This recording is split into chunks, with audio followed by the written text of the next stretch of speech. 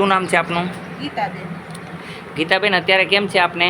આમ તો તારામાં સારું છે. સારું છે. કેટલા ટાઈમથી પરેશાન હતા? હું તો આમ તો ઘણો ટાઈમ થયો. હા હા હા. આપને કેમ છે ભાઈ? સારું છે. દવા લગાડજો હો, નિયમનું પાલન કરજો, ખાટું ન ખાતા. એ સાવ બંધ થઈ જશે. દવા લગાડજો. તમારી ઉંમર બહુ મોટી છે એટલે હું જાજુ કાંઈ કરી ન શકું, કારણ કે મારી વાત સમજો, હાડકાં તમારા ચોખ્ખે ચોખ્ખા દેખાય છે. આની અંદર કોઈ વસ્તુ થઈ જાય તો હું હેરાન થાઉં. મારો એક જ જે છે સારું કરવું, કોઈનું ખરાબ કરવાની ઈચ્છા નથી. તમને જે દવા આપશું એ દવા લગાડવાની. અહીંયા તમે જોવો છો બધા નિજાત પામીને જાય છે. મારી એક જ ઈચ્છા હોય છે હંમેશા માટે. આપને દીકરી કેમ છે?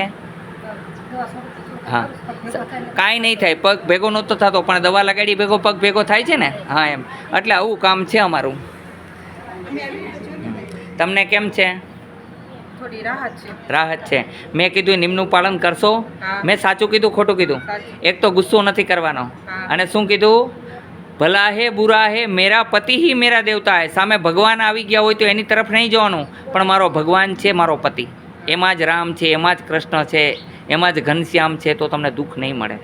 અને ક્રોધને શાંત કરજો. ખોટું નથી કીધું ને મેં? અને આપને અત્યારે નહીં, ઘરે જઈને તમે આ દવા લગાડજો, કોઈ વસ્તુ નહીં થાય. અને આ લગાડશો એ ભેગા તમને એકદમ ફ્રેશ થઈ જશો. હો ને? બોલો જય હનુમાન. જય હનુમાન. અહીંનો આવવાનો સમય છે સવારે 9 થી 12, સાંજે 4 થી 6. અહીંયા આવવા માટે આટકોટથી ગરણીથી થોરખાનો રોડ પર આદેશ આશ્રમ આવેલો છે.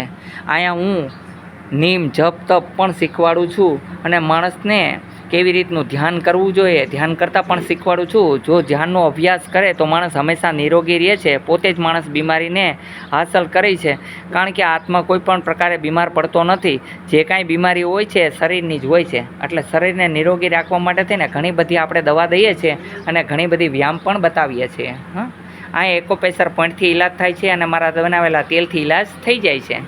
મારું તેલનું કામ કેવું લાગ્યું તમને? સારું છે ને? હા, આ મારું બનાવેલું તેલ છે, હું પોતે જ બનાવું છું. આ કોઈ જગ્યાએ તમને મળશે નહીં મારા સિવાય. બોલો જય હનુમાન.